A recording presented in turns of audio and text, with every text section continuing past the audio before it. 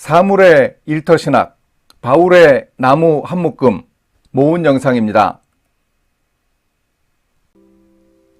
무언가를 이해하는 유일한 길은 먼저 그것을 사랑하는 것이다. 곧 공감과 인내와 감사를 품고 그것을 연구하는 것이다. 4세기와 5세기에 활동한 기독교 신학자 아우구스티누스의 말이다. 공감과 인내, 감사는 우리식으로 쉽게 풀면 역지사지라고 말할 수 있다. 사람에게 집중하고 인격적으로 사람을 대하는 공감력은 많은 결과물을 만들어낼 수 있다. 로마로 가는 백길에서 배가 난파되어 멜리데 섬에 도착한 바울의 공감을 보여주는 나무 한 묶음을 일터신학의 관점으로 조명해 보자. 첫째, 풍랑 속에서 드러난 바울의 공감 리더십. 바울은 로마로 가서 복음 전하기를 원했지만 호송되는 죄수의 신분으로 배에 올랐다. 그 백길을 떠나려 할 때 바울은 선장을 만류했다. 큰 어려움을 겪게 되니 시간이 지난 후 출발하라고 조언했다. 그러나 선장은 한 늙은 죄수의 말을 귀담아 듣지 않았다. 그런 바닷길에서 큰 폭풍을 만났다. 그래도 바울은 선장이나 사람들을 탓하지 않았다. 하나님의 지시를 받고 확신 있게 배에 탄 사람들을 위로했다. 위기를 겪는 사람들을 사랑하며 그들이 겪는 어려움에 공감했다. 그 배에 탄 사람은 자그마치 276명이나 되었다. 바울이 그 많은 사람을 안심시키면서 실제로 풍랑에 대한 대응을 직접 주관해서 다 처리했다. 호송하는 관원들이 위급 상황에서 죄수들을 죽이려는 위기가 있었지만 살아났고, 선원들이 자기들만 배에서 탈출하려는 시도를 미리 알고 막기도 했다. 배에 선장도 있었고 죄수를 호송하는 책임자도 있었지만 바울이 그들과 공감하며 리더십을 발휘했다. 그래서 결국 배는 난파되었지만 사람은 한 사람도 상하지 않고 멜리데 섬에 상륙했다. 바울은 풍랑이 몰아치는 바다 위에서 진정한 리더의 모습을 보여주었다. 세상을 이끌어가는 참된 리더는 세상이 위기를 겪을 때 그 속에서 죽어가는 사람들을 살려낸다. 그런데 과연 바울은 어떻게 위기 속에서 어려움을 이겨내는 크리스천 이미지를 드러낼 수 있었는가? 바울은 공감 리더십을 통해서 어려움을 이겨냈다. 또한 바울의 나무 한 묶음이 위기에 빠진 사람들을 살려내는 멋진 도구로 활용되고 있다. 둘째, 스타 죄수의 공감 선행, 사람들을 감동시키다. 풍랑을 겪으며 배 안에 있던 모든 것을 잃었지만 배 안에 타고 있던 죄수와 선객과 선원들은 한 사람도 상하지 않고 한 섬에 도착했다. 이 섬이 현재 지중해의 섬나라 몰타 공화국인 멜리데 섬이었다. 당시 그곳에도 멜리데의 원주민들이 살고 있었다. 이 섬에서 활동하는 바울의 모습을 통해 세상 속에서 살아가는 그리스도인의 멋진 이미지를 발견할 수 있다. 먼저 멜리데 섬의 원주민들이 참 멋진 호의를 보여주었다. 죄수가 대다수인 난파선 난민이 276명이나 몰려왔다. 원주민들은 불을 피워 그들을 영접했다. 바울은 원주민들이 호의를 베풀어 준 것에 감사하는 마음을 가졌다. 그들이 피워준 모닥불 곁에서 가만히 불이나 쬐고 있지 않았다. 이 장면을 우리가 주목해야 한다. 바울은 직접 나무 한 묶음을 거두어 왔다. 그리고 그 나무를 직접 불에 넣어 사람들을 섬겼다. 바울의 이런 행동이 그리 쉬운 일은 아니었다. 당시 바울은 나이가 많은 사람이었다. 누가 그 일을 시키지도 않았을 것이다. 안 해도 누가 뭐라고 할 사람이 없었던 일을 바울이 솔선수범했다. 더구나 배가 난파당할 위기에 처했을 때 바울이 어떻게 했는가? 바울이 나서서 두려움에 떠는 사람들을 안심시켰다. 그래서 결국 그 276명의 사람을 한 사람도 잃지 않고 다 구해냈다. 바울은 풍랑이 몰아치는 바다 위에서 스타 죄수였다. 그런 바울이 추위에 떠는 죄수들을 위해 직접 나무를 한 묶음이나 해왔다. 나뭇가지를 몇 개 주워 온 것이 아니었다. 바울은 그 나무로 풍성한 모닥불을 만들어 추위에 떠는 사람들을 돌보려고 했다. 그래서 바울이 직접 나무를 불에 넣는 일도 했다. 이렇게 상대방을 이해하기 위해 그의 입장이 되는 것이 바로 공감의 정의이기도 하다. 공감은 단순히 동감하는 것과는 다르다. 불쌍하게 여기고 상대방을 나와 동일시하는 것은 동감이다. 우리는 보통 이 감성적인 측면이 강한 동감은 잘하는 편이다. 그런데 공감하기는 쉽지 않다. 공감하기 위해서는 상대방의 입장이 되어 봐야 한다. 상대방 중심으로 생각하는 이타적인 사람이 공감을 잘할 수 있다. 공감과 동감의 결정적인 차이가 있다. 공감하면 행동하게 되어 있다. 동감인지 공감인지 확인하는 중요한 점은 바로 행동 여부이다. 오스카 쉰들러는 순수한 성인이 결코 아니었지만 인간의 고통을 그저 바라보기만 하는 구경꾼이 아니었다. 목소리만 큰 사람도 아니었다. 쉰들러는 머리만 굴리는 사람이 아니라 손발을 움직이는 행동가였다.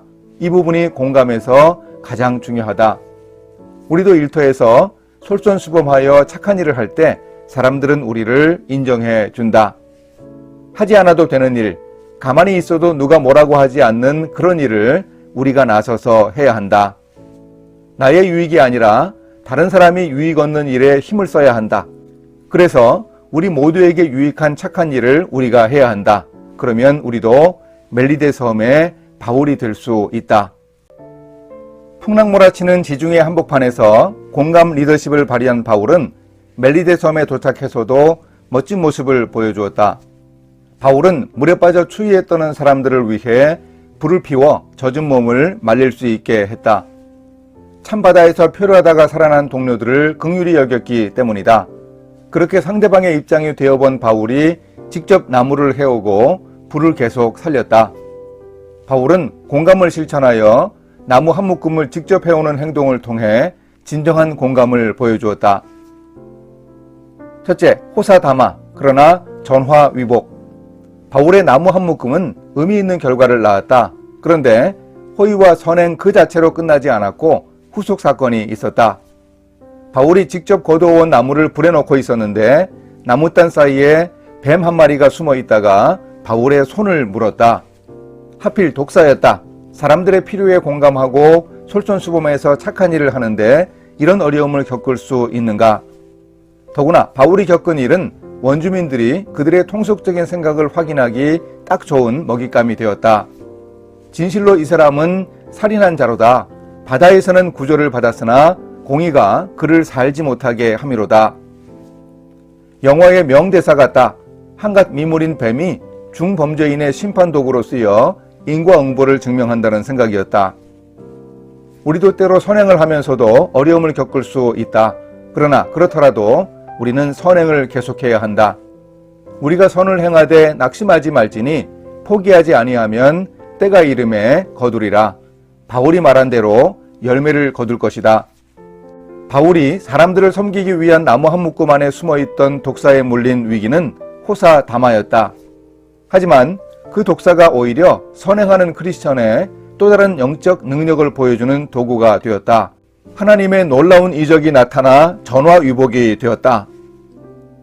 바울은 독사에 물렸는데 아무렇지도 않다는 듯 그 뱀을 불 위에 떨어뜨려 버렸다. 그리고 멀쩡했다. 바울의 몸에 독이 퍼져 금방 쓰러질 줄 알고 기다리고 있던 원주민들이 더 놀랐고 이제 바울을 신이라고 생각했다. 바울이 바나바와 전도할 때 루스드라에서 나면서부터 걷지 못하던 사람을 일으켜 걷게 했을 때 사람들이 보인 반응과 비슷하다. 루스드라 사람들은 바나바와 바울을 가리켜 제우스와 헤르메스 신으로 추앙하고 아예 제사를 드리려 했던 적이 있다. 넷째, 하나님의 능력으로 강한 임팩트를 보여주라. 이 사건은 예수님이 승천하실 때 말씀하신 예언이 성취된 것으로 볼 수 있다. 승천하시면서 예수님은 온 천하에 다니며 복음을 전파할 때 표적이 있을 것이라고 하셨다. 구체적으로 뱀을 집어올리며 무슨 독을 마실지라도 해를 받지 아니하며 병든 사람에게 손을 얹은 즉 나으리라고 말씀하셨는데 그 말씀이 그대로 이루어졌다. 병든 사람에게 손을 얹은 즉 낫게 된다는 표적도 예언대로 이루어졌다. 멜리데 섬의 추장 보볼리오의 부친이 열병과 이질에 걸려 눕는 일이 생겼다. 추장은 바울 일행을 위해 자신의 땅에 초대해 사흘이나 잘 대접하며 호의를 베푼 사람이었다. 바울이 보답하듯이 신방하여 부친을 위해 기도하고 안수하니 그 병이 다 나았다. 바울이 사람의 필요에 민감하다 보니 아픈 사람, 관심을 기울여야 하는 사람에게 더욱 집중했다. 결국 공감하여 착한 일을 하려는 의지를 가진 바울에게 하나님이 능력을 베풀어 응답하셨다. 치유의 이적을 통해 사람들을 이롭게 할 수 있었다. 섬 가운데 다른 병든 사람들도 와서 고침을 받는 하나님의 치유의 역사가 일어났고 그 일로 인해 결국 하나님께 큰 영광을 돌렸다. 내가 능력을 행하느냐 행하지 못하느냐보다 더 중요한 것이 있다. 내가 과연 사람들에게 얼마나 관심을 가지고 있으며 공감하고 있느냐이다. 공감이 더 중요하다. 바울은 난파선의 죄수들이나 멜리데 섬의 원주민 등 그 모든 사람에게 깊은 관심을 가졌다. 사람에게 공감하며 마음을 다하고 힘을 다해 도왔다. 그 사람들을 구원의 길로 인도하겠다는 열정을 가지고 최선을 다해 섬겼다. 그 과정에 하나님이 역사하여 이적을 허락해 주셨다. 결국 바울은 하나님의 능력으로 강한 영적 임팩트를 보여줄 수 있었다. 바울의 나무 한 묶음을 통해 보여준 공감을 통한 섬김과 사랑의 행동에 주목해보자. 바울은 풍랑이 일어났을 때 절망하고 죽어가는 사람들에게 집중했다. 그들의 절박한 필요를 보았다. 멜리데 섬에서도 바울은 사람들의 필요에 주목했다. 모닥불을 피우기 위해 직접 나무를 한 묶음이나 해왔다. 독사가 물어도 멀쩡하고 질병으로 고통받는 사람들을 고친 바울의 이적도 역시 사람의 필요를 채웠다. 우리도 바울처럼 사람에게 공감하면 착한 행동을 할 수 있다. 당신의 나무단을 준비해 보라. 혹시 그 속에 뱀이 들어있어서 호사다마가 되어도 결국 하나님은 전화위복의 은혜를 베풀어 주신다. 우리가 함께 일하는 동료와 공감해야 한다는 사실, 사랑해야 한다는 당위성을 바울의 나무 한 묶음을 통해 배울 수 있다.